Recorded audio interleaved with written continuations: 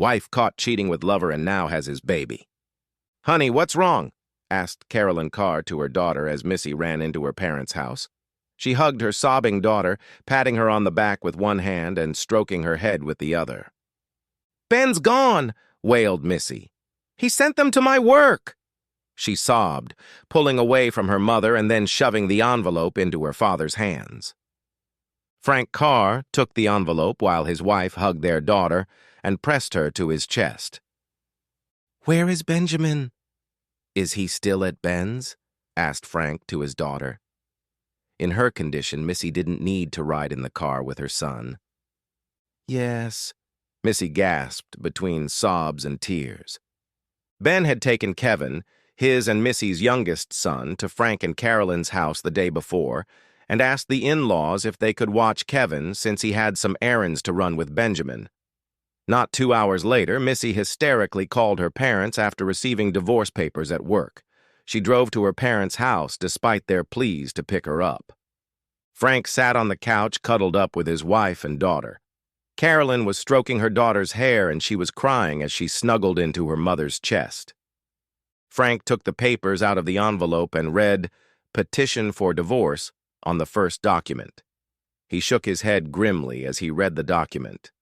There had been no notice or discussion between his future son-in-law and his wife. The asshole had served her with no notice, much to the shock, humiliation, and insult of his daughter. After reading the document, Frank looked up puzzled. "Missy. He's suing on the grounds of adultery. Did you cheat on him?" "No, he got it into his head that I was having an affair with a friend from work. That's not true. I would never cheat on Ben. I love him." Missy shouted the last phrase with a scream, like that of a wounded animal. "I'm going to nail his body to the wall of my office," Frank thought. "He's making up all kinds of crap to defame Missy and get a divorce. That asshole must have cheated on her." As he continued reading the divorce petition, Frank felt his left eyebrow raise, a sure sign of displeasure. "Missy, why did Ben think you were cheating on him?" Missy glanced at her father and then looked pleadingly at her mother. "I don't know. Maybe I hugged one of our salesmen when he made a big sale." The statement sounded like a question as Missy tried to understand what her husband might have seen and not realized. "That's it?" asked Frank. "An innocent hug with a coworker?" Missy continued to stare at her father in despair. "He kissed me at an after-work party. I had too much to drink, and as soon as I came to my senses, I pushed him away. But that's all that happened, I swear." As Frank continued to read, his eyebrow continued to rise to his forehead, which didn't go unnoticed by his wife. "What are you getting at, Frank?" asked Carolyn with reproach in her voice. "Are you accusing your daughter of anything?" "No, at least not yet. But we've known Ben for what, 7 or 8 years? I work with him every day. This is totally unlike him, so I'm trying to figure out what's on his mind." "In your own brain." Carolyn snapped at her as she continued to reassure Missy. She brought Missy a box of tissues, and a stack of used tissues was growing on the coffee table in front of her. "How can you even take his side after what he did to our daughter?" "I'm not taking sides until I read this petition," Frank said. "Who is he accusing you of cheating with?" Frank asked his daughter. "And why does he think it was an affair and not an innocent hug and drunken kiss?" Missy pulled away from her mother and wiped her face with a tissue. "He thinks I had an affair with Andy Hebert, one of our sales reps. But I didn't. He must have seen something and misunderstood." Frank nodded his head slowly. "What do you think he might have seen?" Missy began to cry again. Frank's facial expression slowly changed from understanding and sympathetic to what his wife called stone-faced as he continued to read the documents. "Ben is requesting a 50-50 split of custody of Benjamin, naming himself as guardian." Frank looked at his daughter, his expression grim. "He is not asking for custody or visitation of the minor Kevin Andrew Davis. He is also asking that his name be removed from the birth certificate of minor Kevin Andrew Davis and that Kevin's last name be changed." Carolyn and Missy gasped at such a revelation. Missy threw herself into her mother's arms and began sobbing and wailing. "Missy! Missy! Look at me!" said Frank loudly, overlapping his daughter's cries. Missy stopped crying and looked at her father. Carolyn Carr looked at her husband with annoyance at his lack of sympathy for their daughter. "Ben is accusing you of cheating on him with Andy Hebert. Kevin's middle name is Andrew because you said you always liked that name. I'm going to ask you again. Did you cheat on Ben with this Andy?" In response, Missy let out a loud shriek and began sobbing loudly in her mother's arms. Carolyn looked at her husband in anger. "Will you stop that?" she hissed at her husband. "Did you know?"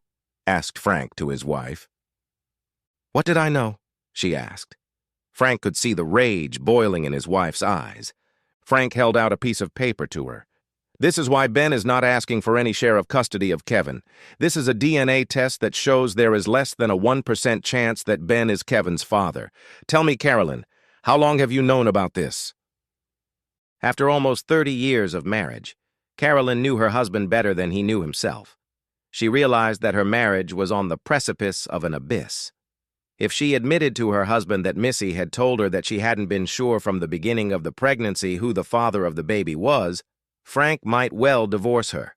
If, however, she lies and Frank finds out she lied, then her marriage is definitely over, but only if he found out. Carolyn shook her head and rolled the dice. "I didn't know. This is the first time I've heard of it. I think Missy's as shocked as we are." "I doubt it," Frank said dryly. "But there's one way to reassure me. I want to see both of your cell phones." Carolyn stood up suddenly and pointed her finger angrily at her husband. "You're not going to invade our privacy," Carolyn snapped back. "You're not going to go through our phones."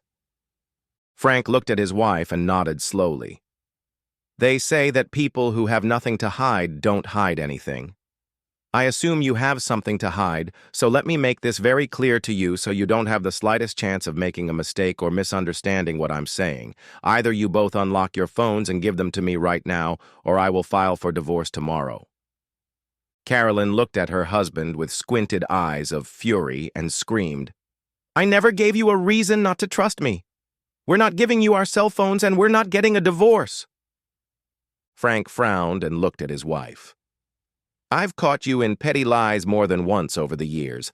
I've always left it at that because I figured the argument we'd get into over those lies wouldn't be worth the hassle. I'm ashamed that I've let you do this all these years.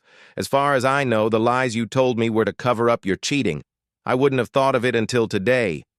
But now, to see your daughter trying to cheat on her husband and raise someone else's child, get that noise out of my face. The blindfolds are off. It's either your phones or a divorce. And if you think I'm bluffing, poke around and you'll find out." This was a side of Frank that neither Carolyn nor Missy had ever seen. The grim determination allowed no compromise.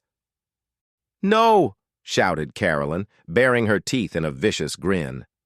"I'll clean you out in the divorce. I'll take everything you own and you'll be lucky if you live in your car." Frank rose from the couch and tossed the papers on the coffee table. He looked at his wife and daughter and, shaking his head, headed for the kitchen. A minute later, he returned with a plastic Ziploc bag. He flipped the bag over his hand and, using the bag as a glove, scooped up a handful of used napkins that lay in front of Missy. He flipped the bag back to its normal position, trapping the wipes inside, and then closed the Ziploc by running his thumb and forefinger over it. "What are you doing with that?" asked Carolyn, pulling herself closer to Frank, and her voice turned to a scream. She was shaking with barely suppressed anger as she pointed to the bag of used tissues. In nearly 30 years of marriage, Frank had never observed this side of her personality. He began to question whether he even knew his wife. "I'm going to find out from Ben who he used for DNA testing to find out that Kevin isn't his son. Then I'm going to find out if Missy is my daughter or if you've been lying to me for almost 30 years. Carolyn let out a shriek and lunged at Frank, digging her nails into his face. "If this hasn't happened to you, it's hard to describe the effect of having the spirit knocked out of you. It's a phrase so often uttered, but most people have never experienced it. When the wind knocks the spirit out of you, it causes panic as the air is instantly forced out of your lungs and they deflate. Not being able to breathe and take in air instills terror in your mind as you feel like you are about to die. The seconds it takes for the lungs to fill with air again seem like minutes while the body tries to breathe.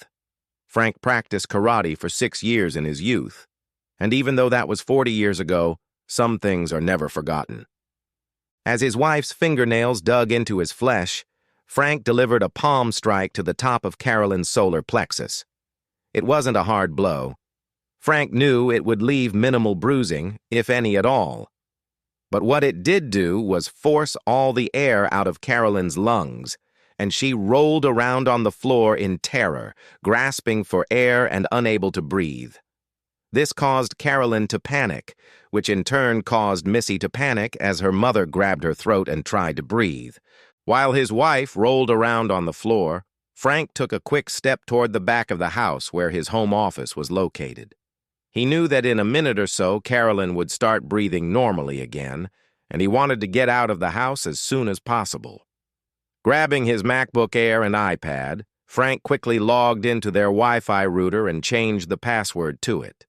Carolyn was still able to use her phone to get online, but she was discouraged from doing anything other than scrolling Facebook or Reddit on her phone.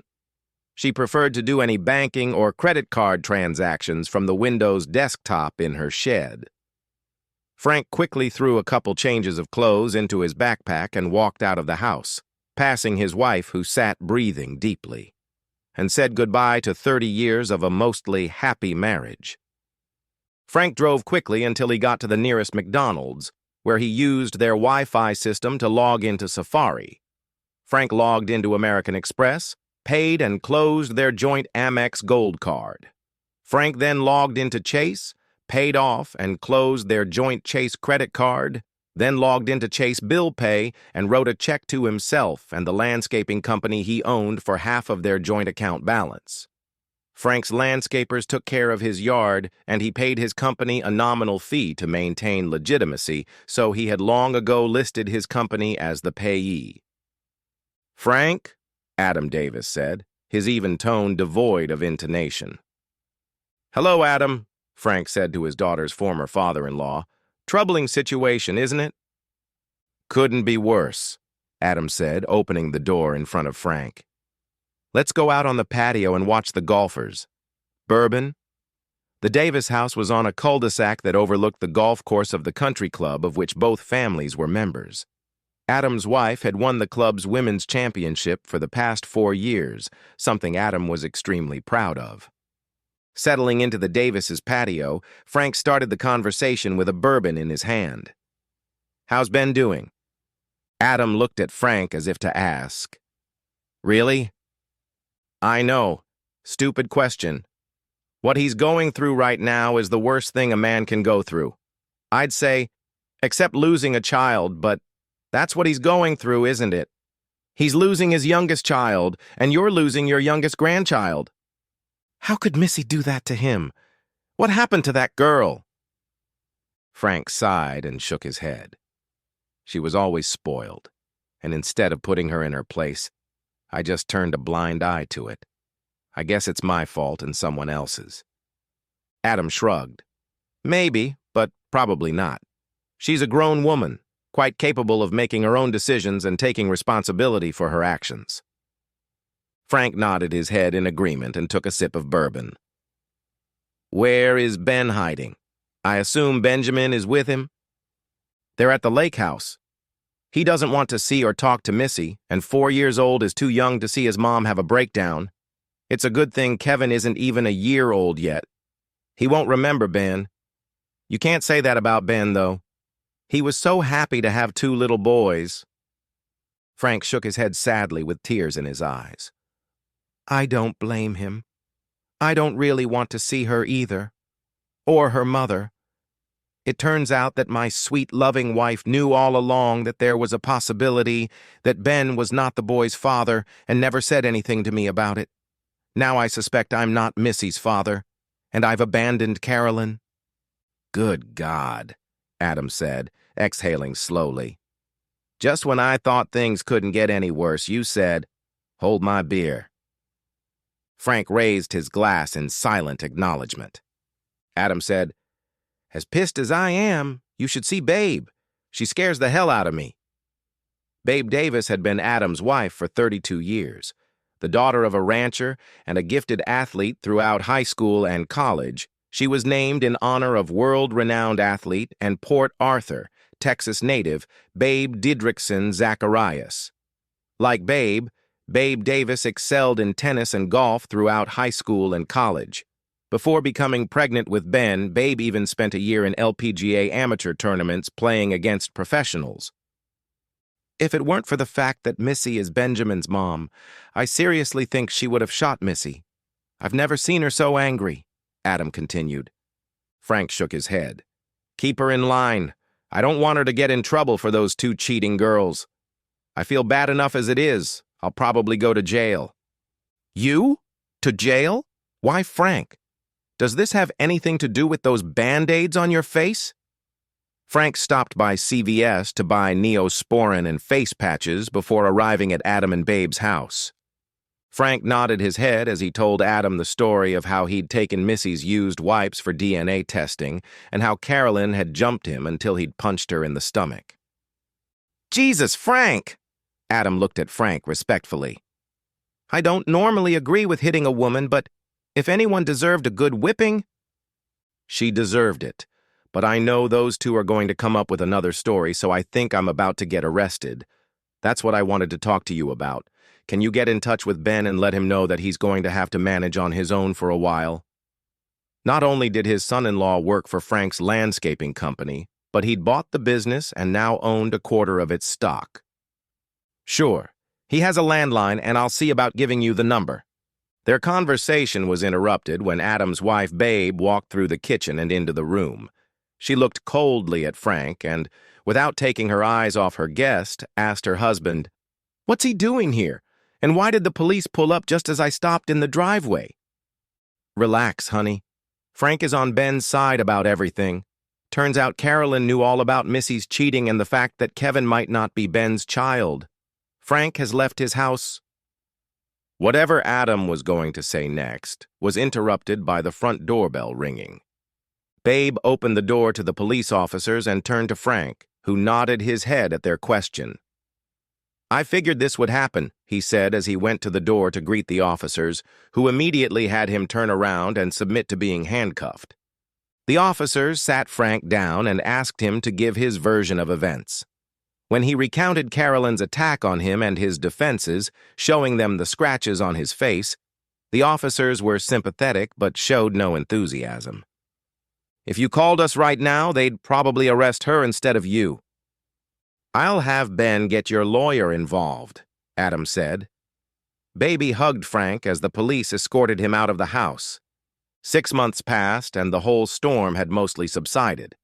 Missy fought Ben for a divorce, first demanding counseling, and then, when it was denied, imposing such terms that Ben would have to suck it up and reconcile. DNA testing revealed that Missy was Frank's daughter, which left Ben with mixed feelings.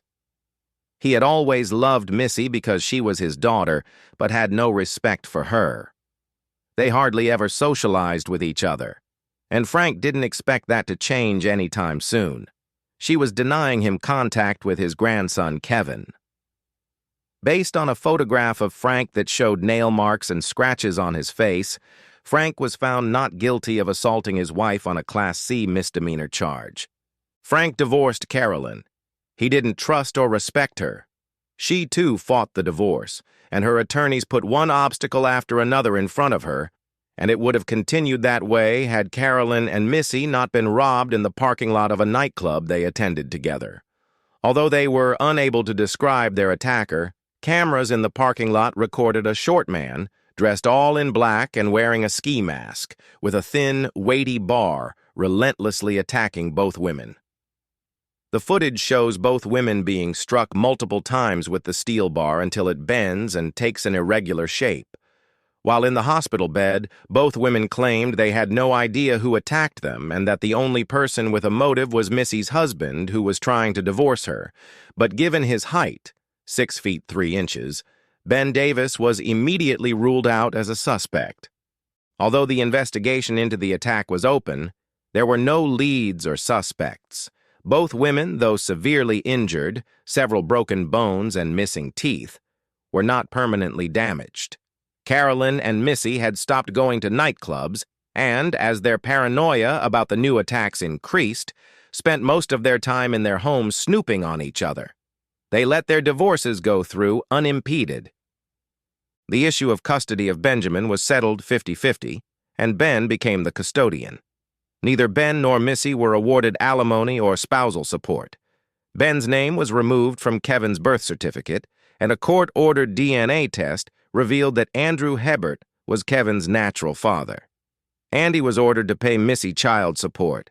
Andy's wife filed for divorce due to adultery, and Andy was forced to pay child support for the 3 children he had with his wife, as well as court-ordered child support for her because, at Andy's insistence, his wife had been a stay-at-home mom since the birth of their first child. As a result, Andy found himself in a state of poverty from which it was unlikely he would ever escape. Thanks to the support and love of his parents, Ben was able to weather the storm of garbage his adulterous wife had unleashed on him. He continued to work for Frank and acquire a landscaping business. His son, Benjamin, was healthy and happy, except when he had to stay with his mother at Carolyn's house. These visits saddened him, because his mother seemed to be either angry with his father or crying with longing for him. His grandmother seemed to be in a constant state of rage directed against his grandfather. The fact that Frank was the most desirable partner for the single women of their country club added fuel to the fire raging inside Carolyn. Adam and Babe continued to support their son and grandson when needed. Babe won the women's golf championship for the 5th year in a row, even though her set of golf clubs lacked a 4-iron. The end.